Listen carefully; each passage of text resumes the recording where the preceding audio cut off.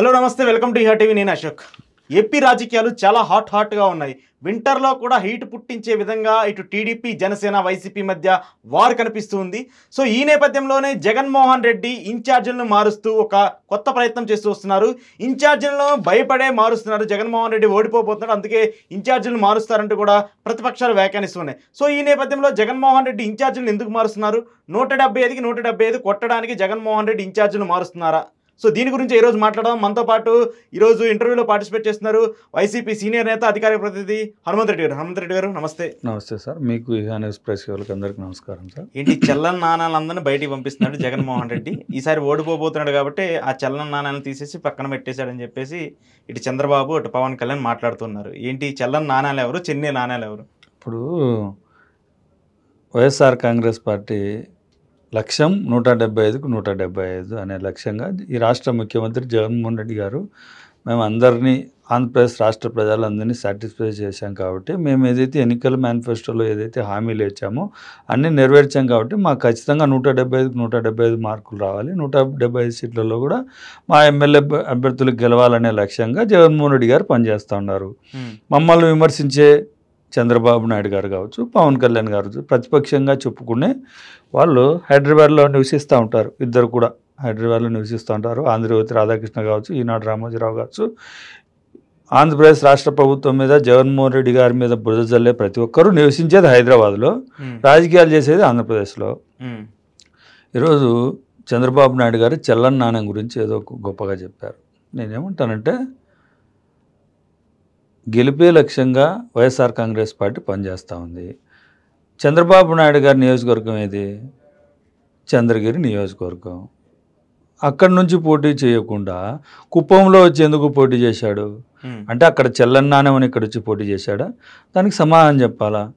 గంటా వెంకటేశ్వరరావు గారు భీమిల్లో గతంలో 2014 నుంచి 19 వరకు అక్కడ ఎమ్మెల్యే అభ్యర్థిగా గెలిచాడు, మినిస్టర్గా పనిచేశాడు. అక్కడ నుంచి విశాఖ నార్త్కి ఎలా వచ్చి పోటీ చేశాడు? నువ్వు చెప్పాలి కదా. ఆయన చెప్పకుండా ఇంకొకరు దీనికి సంబంధించిన దాంట్లో కొవ్వూరులో జవహర్ అనే మాజీ మినిస్టర్ అక్కడ పోటీ చేసి ఎమ్మెల్యేగా గెలిచి మినిస్టర్గా పనిచేసే వ్యక్తిని తిరువూరులో పోటీ చేయించారు. పాయకరావుపాటిలో గెలిచిన అనిత గారిని తీసుకొని వచ్చి కొవ్వూరులో పోటీ చేయించారు. అంటే వాళ్ళందరూ చల్లని నాణాలని చంద్రబాబు నాయుడు గారు. ఎందుకనంటే ఆయన చల్లని నాణాలు తీసుకొని వచ్చి అక్కడ పోటీ చేస్తే ఓడిపోయారు కాబట్టి, దళితులను మారిస్తే ఓడిపోయారు కాబట్టి, చంద్రబాబు నాయుడు గారు రాష్ట్రాన్ని ధ్వంసం చేశారు కాబట్టి వాళ్ళు ఏదైతే ఎమ్మెల్యే అభ్యర్థులను ఓడగొట్టారు, 23 మంది ఎమ్మెల్యేలను ఇచ్చారు. ఈరోజు జగన్మోహన్ రెడ్డి గారు చేస్తున్న అభివృద్ధిని చూసి ఎక్కడ నిలబెట్టినా అన్ని నియోజకవర్గాల్లో గెలిపే లక్ష్యంగా రాష్ట్ర ముఖ్యమంత్రి వర్యులు పనిచేస్తూ ఉన్నారు. చంద్రబాబు నాయుడు గారు ఎన్ని నియోజకవర్గాల్లో పోటీ చేస్తారో తెలియదు, పవన్ కళ్యాణ్ గారు ఎన్ని సీట్లలో పోటీ చేస్తారో తెలియదు. ఇప్పుడు చంద్రబాబు నాయుడు గారు ఏమో కాంగ్రెస్ పార్టీతో దోస్తీ అంటున్నాడు, పవన్ కళ్యాణ్ ఏమో బీజేపీతో దోస్తీ అంటున్నాడు.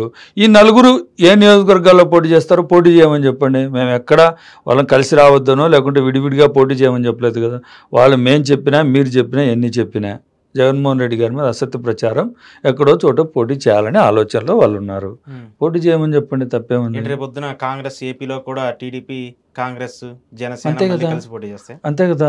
ఇప్పుడు పవన్ కళ్యాణ్ గారేమో బీజేపీతో కలిసి పోటీ చేశారు. చంద్రబాబు నాయుడు అనుమాయాలు అయితే తొడలు కొట్టి తెలంగాణలో కాంగ్రెస్ పార్టీని గెలిపేమని ఏదైతే తను ఉన్న ప్రాంతాల్లో తనకు సంబంధించిన ఏదైతే మోటివేటర్స్ ఉన్నారో వాళ్ళు ఉండే ప్రాంతాల్లో, హైదరాబాద్ సిటీలోని సెటిలర్స్ ప్రాంతాల్లో జెండాలు పట్టుకొని తిరిగారు కదా. అక్కడే ప్రజలు, తెలంగాణ ప్రజలు తెలుగుదేశం పార్టీని చీకొట్టిన విషయం తెలియదా? కాంగ్రెస్ పార్టీని గెలిచామని జబ్బలు తెరుచుకున్నట్టు వాళ్ళందరూ కూడా ఇప్పుడు ఆంధ్రప్రదేశ్లో కూడా కలిసి పోటీ చేయొచ్చు. ఎందుకంటే విలువలు, విశ్వసనీయత లేకుంటే సిద్ధాంతాలు లేని పార్టీ ఏదైనా ఉందంటే ఇప్పుడు చంద్రబాబు నాయుడు గారు టీడీపీ పార్టీ లాక్కున్న తర్వాత, అప్పుడు ముఖ్యమంత్రి ఎన్టీ రామారావు గారి దగ్గర నుంచి లాక్కున్న తర్వాత విలువలు లేకుండా బతుకుతూ ఉంది. ఎందుకు అని అంటే గతంలో ఎన్టీ రామారావు గారు కాంగ్రెస్ పార్టీ వ్యతిరేకంగా తెలుగుదేశం పార్టీని పెడితే అదే తెలుగుదేశం పార్టీ 2018 ఎలక్షన్లలో కాంగ్రెస్ పార్టీతో జత కట్టి రాహుల్ గాంధీని ప్రధానమంత్రిగా చేసుకోవాలని దేశమంతా తిరిగిన వ్యక్తి ఎవరైనా ఉన్నా అంటే చంద్రబాబు నాయుడు గారు కదా. తాను ముఖ్యమంత్రిగా ఉన్నప్పుడు తిరిగారు లేదా? అన్ని ఛానల్లో ఏ 2019 ఎలక్షన్లలో ఏ విధంగా తిరిగారు ఈ రాష్ట్ర ప్రజలకు అందరికీ తెలుసు. ఈ రాష్ట్రంగా దేశం అంతా తెలుసు. ఆ తర్వాత మోడీ గారు గెలిచిన వెంటనే భజన చేయడానికి తన వెంట ఉన్నటువంటి 4 తెలుగుదేశం పార్టీ రాజ్యసభ సభ్యులను బీజేపీలోకి ఏ విధంగా పంపించారో, కాలు కొట్టుకున్న దానికి ఏ విధంగా పంపించారో రాష్ట్ర ప్రజలందరూ చూశారు. తప్పుడు ప్రచారాలు చేసే చంద్రబాబు నాయుడు గారు తప్పుడు ఆలోచనలను ఈ రాష్ట్ర ప్రజలు ఎప్పుడో తిరస్కరించారు. 2019 ఎలక్షన్లను తిరస్కరించారు. కానీ ఏదో ఒక రకంగా బురద జల్లాలనే కార్యక్రమంలో రాష్ట్ర ముఖ్యమంత్రి జగన్మోహన్ రెడ్డి గారు రెడ్ల పార్టీ అని చెప్తున్నటువంటి వాళ్ళే మమ్మల్ని విమర్శిస్తూ ఉంటారు, వాళ్ళ అనుమాయులో లేకుంటే వాళ్ళు, అక్కడ రెడ్లను తీసేసి బీసీలకు సీట్లు ఇచ్చిన వ్యక్తి జగన్మోహన్ రెడ్డి గారు తిడతా ఉంటే ఏం చెప్పాలా? నాకు ఇక్కడ ఒక డౌట్, ఎందుకంటే ఇక్కడ మెయిన్ రిజర్వ్ నియోజకవర్గాల్లో కానివ్వండి, ఎస్సీ ఎస్టీకి సంబంధించి ఎక్కువ నియోజకవర్గాలు మారుస్తున్నారు, రెడ్లకి సంబంధించి కానివ్వండి, కాపులు మీరు నేనేమంటానంటే ఇప్పుడు మంగళగిరి ఎమ్మెల్యే ఆర్కే ఆళ్ళ రామకృష్ణారెడ్డి గారు రెడ్డి అంటారా లేకుంటే వేరే ఏమన్నా మీకు తెలిసే ఉన్నా వేరే పదం ఏమైనా ఉందా? రెడ్డి అంటారు. భీమిల్లో అక్కడ పోటీ చేసిన ఆయన్ను తిప్పారెడ్డి గారిని తీసి ఇప్పుడు బీసీలకు ఇస్తా ఉన్నారు అంటే దాన్ని ఏమని అర్థం చేసుకోవాలో చెప్పండి. అంటే నేను అదే రెడ్ల మీద వ్యతిరేకత వచ్చిందా? కాదు సార్, గెలిపే లక్ష్యం అని చెప్పాం. 2019 ఎలక్షన్లో పోటీ చేసేప్పుడే ఆళ్ళ రామకృష్ణారెడ్డి గారు మీటింగ్లో చెప్పడం జరిగింది, నేను 2024 ఎలక్షన్లో నేను పోటీ చేయనని చెప్పడం జరిగింది. దాంట్లో భాగంగా చేస్తూ ఉన్నారు. అలా ఎప్పుడు కూడా రెడ్లు అంటే జగన్మోహన్ రెడ్డి గారు రెడ్డే కదా, మేము మా ముఖ్యమంత్రి అభ్యర్థి వైఎస్ జగన్మోహన్ రెడ్డి గారనే చెప్పుకొని పోతా ఉన్నాం. 14 సంవత్సరాలు ముఖ్యమంత్రిగా పనిచేసే చంద్రబాబు 14 సంవత్సరాలు పార్టీ పెట్టి దేశవ్యాప్తంగా ప్రపంచవ్యాప్తంగా నాకు అభిమానులు ఉన్నారు, నేను చిటికేస్తే ఓట్లేస్తారు అని చెప్పుకుని తిరిగే పవన్ కళ్యాణ్ గారు, మ్యారేజ్ స్టార్ పవన్ కళ్యాణ్ గారు ఏదైతే మరి వాళ్ళిద్దరూ కలిసి నేను ముఖ్యమంత్రి అభ్యర్థిని, ప్రతిపక్షంలో ఉన్న వాళ్ళే ముఖ్యమంత్రి అభ్యర్థి అని చెప్పుకోలేని పరిస్థితుల్లో వాళ్ళు ఉన్నారు. మా ముఖ్యమంత్రి అభ్యర్థి జగన్మోహన్ రెడ్డి గారు అని మేము చెప్పుకుంటా ఉన్నాం. వాళ్ళు ఎక్కువనా మేము ఎక్కువనా అనేది రాష్ట్ర ప్రజలు నిర్ణయిస్తారు. సో ఇప్పుడు ఏంటి, ఇప్పుడు ఈ 11 మందితో ఆగిద్దా లేదంటే ఈ 11 కాస్త 80 వరకు వెళ్తుంది, 100 మంది వరకు వెళ్తుంది అని చెప్పేసి చెప్తున్నాను. నేనేమంటానంటే ఒక పార్టీ పెట్టిన తర్వాత వైఎస్ఆర్ కాంగ్రెస్ పార్టీ పుట్టింది ప్రజల్లో నుంచి పుట్టింది, ప్రజల సమస్యలను తీర్చేదానికి పుట్టింది. అదేవిధంగా ప్రజల సమస్యలను ఏ విధంగా సాల్వ్ చేయాలా, ఈ రాష్ట్రాన్ని సుభిక్షంగా ఆదాయ ఆంధ్రప్రదేశ్గా మార్చేదానికి జగన్మోహన్ రెడ్డి గారు ఒక మార్గాన్ని ఎన్నుకున్నారు. ఆ మార్గంలో ఎంతోమంది మినిస్టర్లకు రాకపోవచ్చు, ఎంతోమంది ఇప్పుడు పోటీ చేసిన ఎమ్మెల్యేలకు రాకపోవచ్చు, ఎంపీలుగా ఉన్న వారికి ఎమ్మెల్యే టికెట్లు ఇవ్వచ్చు. ఇలాంటివన్నీ జరుగుతూ ఉంటాయి సర్క్యులర్స్గా. వైఎస్ఆర్ కాంగ్రెస్ పార్టీ గెలిపే లక్ష్యంగా వైఎస్ఆర్ కాంగ్రెస్ పార్టీలోని ప్రతి సభ్యులు ఆరాటపడుతూ ఉంటారు. జగన్మోహన్ రెడ్డి గారిని 30 సంవత్సరాలు ఆంధ్రప్రదేశ్ సీఎంగా చూసుకోవాలనే లక్ష్యంగా వైఎస్ఆర్ కాంగ్రెస్ పార్టీ సభ్యులు మరియు ఆంధ్రప్రదేశ్లోని రాష్ట్ర ప్రజలందరూ కోరుకుంటూ ఉన్నారు. దానికి అనుగుణంగా దాన్ని లక్ష్యంగా పెట్టుకొని మారుస్తూ ఉంటాం. దాన్ని వేరే విధంగా తీసుకోవాల్సిన అవసరం ఎక్కడా లేదు. ఏంటి ఇక్కడ కేసీఆర్ చేసిన తప్ప అక్కడ జగన్ చేయకపోవడం, అందుకోసమే ఎమ్మెల్యేలు మార్పు అనుకోవచ్చా? మీరు కేసీఆర్ గారు రీసెంట్గా 1 మంత్ అయిందా ఆయన ఎలక్షన్ 3వ తారీఖు అంటే 10 రోజులు అవుతుంది మీ రిజల్ట్. గతంలో రాష్ట్ర ముఖ్యమంత్రి జగన్మోహన్ రెడ్డి గారు సీఎం క్యాంప్ ఆఫీస్లో ఎమ్మెల్యేల సమీక్షా సమావేశంలో బహిరంగంగా చెప్పడం జరిగింది. ఆ బయటలోనే మీరు చూశారు. నేను దాదాపుగా చాలామందికి టికెట్ లేకపోవచ్చు, వాళ్ళందరూ నా కుటుంబ సభ్యులే, మీరు ఎటువంటి ఆలోచన చేయాల్సిన అవసరం లేదు, దీంట్లో గెలిపే లక్ష్యంగా 175కి 175 అనే ఆలోచనలో ఉన్నాం కాబట్టి ఖచ్చితంగా కొంతమందికి సీట్లు రాకపోవచ్చు, అయినా వాళ్ళు నా గుండెల్లోనే ఉంటారు, ఇప్పుడు ఎలా ఉంటారు రేపు కూడా అలాగే ఉంటారని చెప్పడం జరిగింది. అంటే కేసీఆర్ గారిని చూసి మేము చేసామా, మమ్మల్ని చూసి కేసీఆర్ గారు చేసుకున్నారు? మీరే చెప్పాలి. 9 నెలల కిందట తెలంగాణ ఎలక్షన్లే లేవు కదా, వాళ్ళు మార్చారా మార్చలేదా అనేది మనకు అనవసరం విషయం. తెలంగాణకు డిఫరెంట్, తెలంగాణకు ఆంధ్రప్రదేశ్కు డిఫరెంట్ ఎలక్షన్లు ఉంటాయి.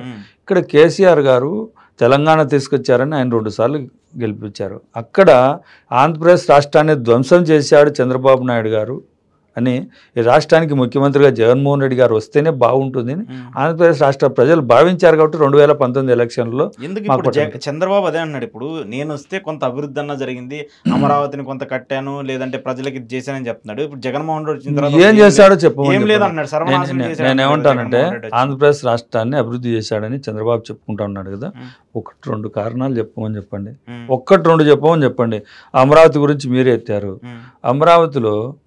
అమరావతి ప్రాంత రైతులను 33,000 ఎకరాలు తీసుకొని వాళ్ళకు అభివృద్ధి చేస్తానని చెప్పి మాట ఇచ్చి ఆ 33,000 ఎకరాల ప్రజలు ఇచ్చిన భూమిని బ్యాంకులలో తాకట్టు పెట్టి 15,000 కోట్ల రూపాయలు లోన్ తీసుకొచ్చాడు. లోన్ తీసుకొచ్చి దాంట్లో 4,500 కోట్ల రూపాయలు ఖర్చు చేశాడు. 3 బిల్డింగ్లు కట్టాడు. ఒకటి అసెంబ్లీ, ఒకటి సెక్రటేరియట్, ఒకటి హైకోర్టు కట్టాడు. ఈ 3 బిల్డింగ్లే కట్టింది. ఈ 3 బిల్డింగ్లకు 4,500 కోట్ల రూపాయలు డబ్బులు ఇచ్చి దాంట్లో 2,000 కోట్ల రూపాయలు లంచం తీసుకున్నాడు చంద్రబాబు నాయుడు గారు. అమరావతి ప్రాంత రైతులకు చంద్రబాబు చేశాడా, ఏం చేశాడో చెప్పమని చెప్పండి. నేను సూటిగా అడుగుతా ఉండా. 4,500 కోట్ల 15,000 కోట్ల అప్పు తెచ్చాడు. 4,500 కోట్ల రూపాయలు ఎల్ఎన్టీ షాపోజీ పుల్లంజీ అకౌంట్లలోకి 3 బిల్డింగ్లకు కట్టేదానికి అమౌంట్ వేశాడు. దాంట్లో తిరిగి 2,000 కోట్ల రూపాయలు లంచం తీసుకున్నాడు.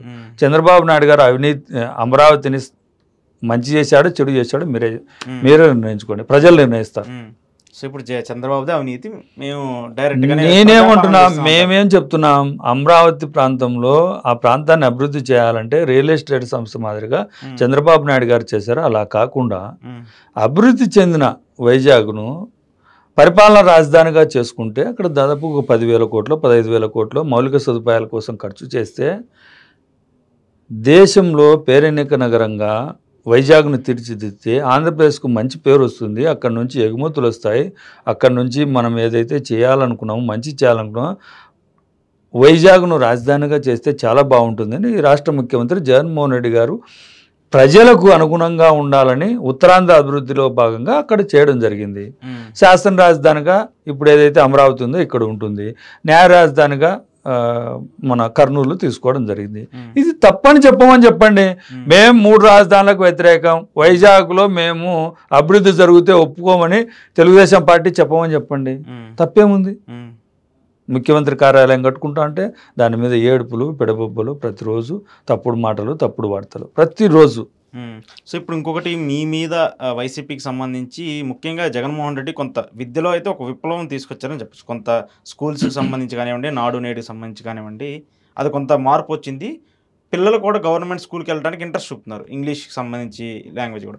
కానీ ఇప్పుడు ఏదైతే మీరు బైజూస్తో టైఅప్ చేసుకున్నటువంటి విధానం ఏదైతే ఉందో, వాళ్ళకి ఇస్తున్నటువంటి ట్యాబులు కానివ్వండి, వాటిలో కొన్ని అశ్లీల చిత్రాలు వస్తున్నాయి. దానివల్ల పిల్లల జీవితాన్ని నాశనం చేస్తున్నాడు జగన్మోహన్ రెడ్డి అని చెప్పేసి ప్రతిపక్షాలు. నేనేమంటా అంటే సార్, ఇప్పుడు పిల్లలకు అన్ని రకాల ప్రైవేట్ సంస్థలతో పాటు పోటీ పడాలనేది, దాంట్లో జగన్మోహన్ రెడ్డి గారు గుర్తించింది ఏంటంటే పెత్తందారుల పిల్లలు ప్రైవేట్ స్కూళ్ళకు పోయి ప్రైవేట్ స్కూళ్ళల్లో చదువు చెప్పి అంతర్జాతీయ స్థాయిలో వాళ్ళు పోటీ పడుతూ ఉన్నారు. అలాగే పేదవారి పిల్లలు చదువుకోలేక, వాళ్ళకు సరైన వసతులు లేక, సరైన ఎమ్యూనిటీస్ లేక వాళ్ళు చాలా ఇబ్బంది పడుతూ ఉన్నారు. ప్రభుత్వ స్కూళ్ళల్లో టీచర్లను పెట్టుకొని అక్కడ స్కూళ్ళను అభివృద్ధి చేసుకోలేనందువల్ల వెనుకబడిపోయి ఉండారని ఒక ఆలోచన చేశారు. మంచి ఆలోచన చేసి విద్యను ప్రైవేటు పరం చేయకుండా ప్రభుత్వ పరం చేసి దాంట్లో అక్కడ మౌలిక వసతులు కల్పించి ఏదైతే డిజిటల్ సైన్ బోర్డ్స్ అయితేనేమి, ట్యాబులు అయితేనేమి ఇవన్నీ ఇస్తూ ఉన్నారు.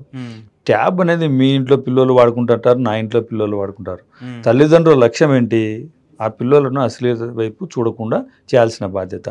ఇప్పుడు ఇస్తున్న ట్యాబులను చంద్రబాబు నాయుడు గారు ఏదైతే రామోజీరావు గారు ఈరోజు అసత్య ప్రచారం చేశారో, అశ్లీల చిత్రాలు చూస్తున్నారని చెప్తున్నారో, దాంట్లో ఎక్కడా కూడా ప్రైవేటువి ఓపెన్ అయ్యే క్వశ్చనే లేదు.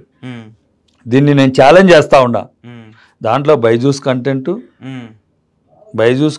దానికి సంబంధించిన వాళ్ళకు విద్యకు సంబంధించినవి మాత్రం ఓపెన్ అవుతాయి తప్ప వేరే ఓపెన్ అయ్యే పరిస్థితి లేదు. కానీ తప్పుడు ప్రచారం చేయాలి. ఎందుకంటే జగన్మోహన్ రెడ్డి గారికి మంచి పేరు వస్తూ ఉంది, విద్యా వ్యవస్థ మీద మంచి పేరు తీసుకున్నారు. రామోజీరావు గారికి ఏంటంటే తన అనుమాయులు అన్నటువంటి నారాయణ చైతన్య స్కూళ్ళను వీళ్ళు ప్రైవేట్ స్కూళ్ళలోకి పోకుండా ప్రభుత్వ స్కూళ్ళలోకి పోతున్నారు కాబట్టి వాళ్ళకి కడుపు మంట. ఇది పేద విద్యార్థులు కూడా మా మనవాళ్ళు మా మనవరాళ్ళతో పాటు పోటీ పడుతూ ఉండారే, అంతర్జాతీయ స్థాయిలో పోటీ పడుతూ ఉండారే. ఇంగ్లీష్ మీడియంలో దేశవ్యాప్తంగా చేస్తే ఆంధ్రప్రదేశ్ రాష్ట్రం మొట్టమొదటి స్థానంలో ఉంది. ఇలా చేస్తే ఎలాగా జగన్మోహన్ రెడ్డి గారికి పేరు వస్తుంది? వాళ్ళ తల్లిదండ్రులంతా జగన్మోహన్ రెడ్డి గారి వైపు నిలబడితే మా యొక్క చంద్రబాబు నాయుడు గారు మా పవన్ కళ్యాణ్ గారు గెలవరు కదా అని అసత్య ప్రచారాలు చేయడం మొదలుపెట్టారు. ఏంటి ఇప్పుడు జగన్మోహన్ రెడ్డి గారు చేసిన ఒక ప్రయత్నము, అది మరి విమర్శ నాకైతే తెలియదు కానీ రెడ్ కార్పెట్ మీద ప్రజల్ని పరామర్శించడం, అది తెలియజేశాడంటారు. ఇప్పుడు ఒక్క మాట వింటారా, తుఫాన్ వచ్చింది, తుఫాన్ వచ్చిన మరుక్షణం అక్కడ ఉండే అధికారులకు అందరికీ గతంలో ఎలా ఉండేదంటే తుఫాన్ వస్తే కలెక్టర్ల దగ్గర డబ్బులు ఉండేవి కాదు. చంద్రబాబు నాయుడు గవర్నమెంట్లో ఇచ్చే పరిస్థితి లేదు. అసలు తుఫానే రాలే. తుఫాన్ వచ్చినప్పుడు ఆయన చేసింది ఏం లేదు.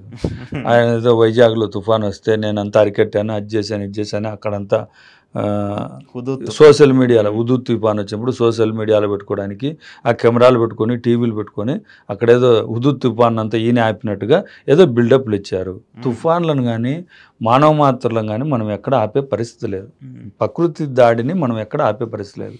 తుఫాన్ వచ్చిన తర్వాత అక్కడ అధికారులను పంపించి అక్కడ ఉండే ఎవరైతే తుఫాను పీడిత ప్రాంతాలు ఉంటారో వాళ్ళందరినీ సురక్షిత ప్రాంతాలకు తీసుకొచ్చి వాళ్ళకి భోజనం పెట్టి ఇంటికి వెళ్ళేటప్పుడు 2500 రూపాయలు, గతంలో 500 రూపాయలు ఎంతో ఇచ్చేవాళ్ళు.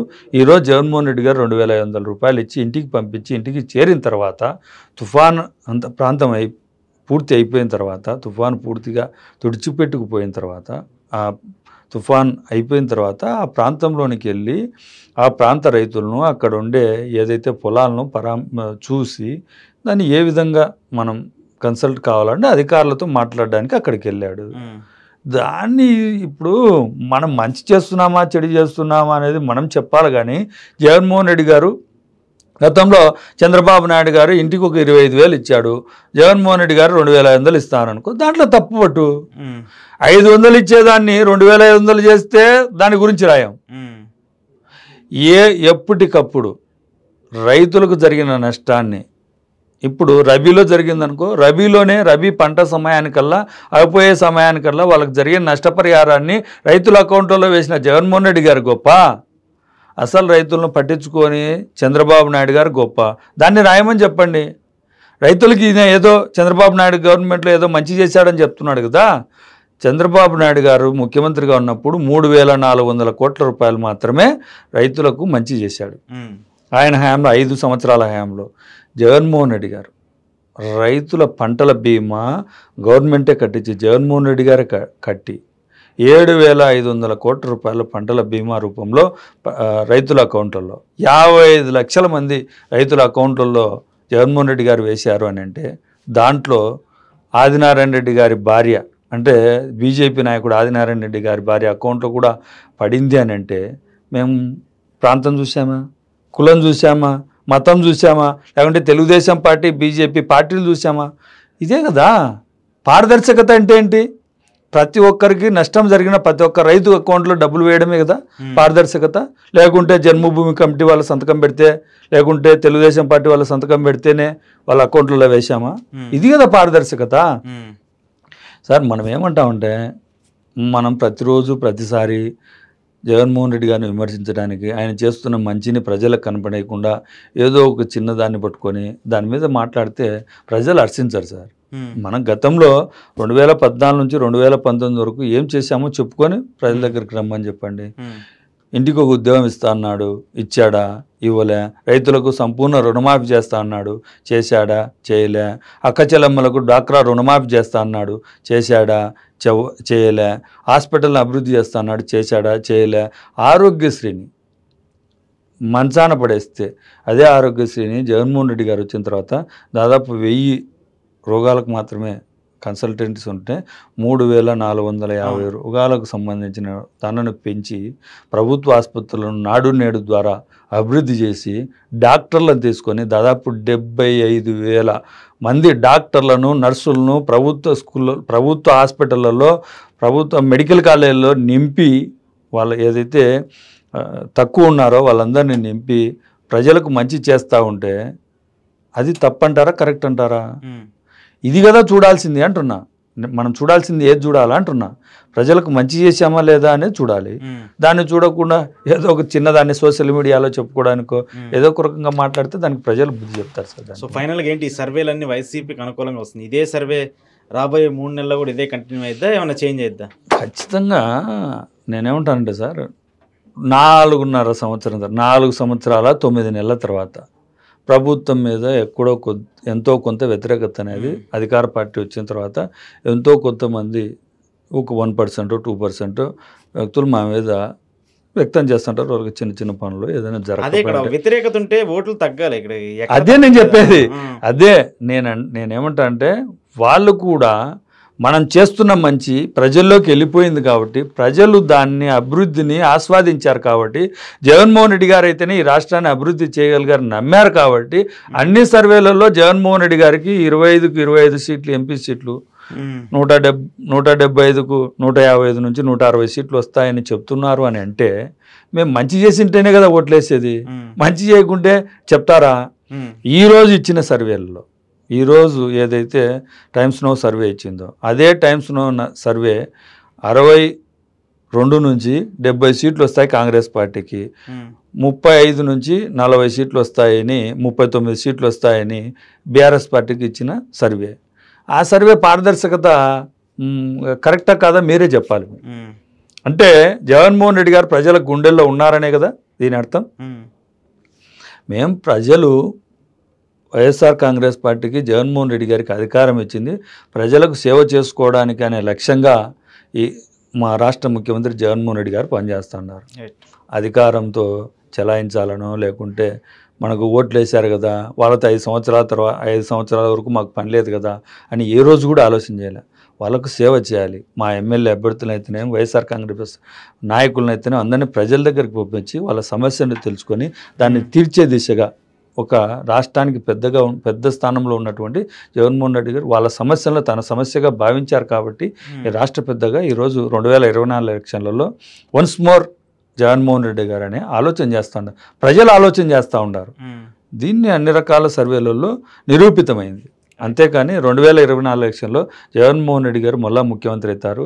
2024, 2029, 34, 39 వరకు ఈ రాష్ట్రాన్ని సుభిక్షంగా ఆంధ్రప్రదేశ్ రాష్ట్రాన్ని అప్పుల ఆంధ్రప్రదేశ్ను ఆదాయ ఆంధ్రప్రదేశ్ రాష్ట్రంగా మార్చేంత వరకు జగన్మోహన్ రెడ్డి గారే ముఖ్యమంత్రిగా పనిచేస్తారు. అంటే 30 ఏళ్ళు మీదే ఉంటుంది అంటారు. ఎస్, ఖచ్చితంగా మా లక్ష్యమే. ఆ రోజు కాంగ్రెస్ పార్టీ నుంచి బయటకు వచ్చిన మరుక్షణం 30 సంవత్సరాలు సుదీర్ఘంగా మనం ఈ రాష్ట్రాన్ని పరిపాలించాలని జగన్మోహన్ రెడ్డి గారు ముఖ్యమంత్రిగా ఉండాలని ఆలోచన చేశారు. ఆ దిశగానే ఇప్పుడు పనిచేస్తా ఉన్నాం. Right, thank you Hanumanth Reddy గారు. మరి 175 టార్గెట్ ఫిక్స్ అవుతుందా లేదా అనేది గుర్తుందా? ఇది ఈరోజు ఎక్స్క్లూజివ్ ఇంటర్వ్యూ. చూస్తూనే ఉండండి ఈహా టీవీ.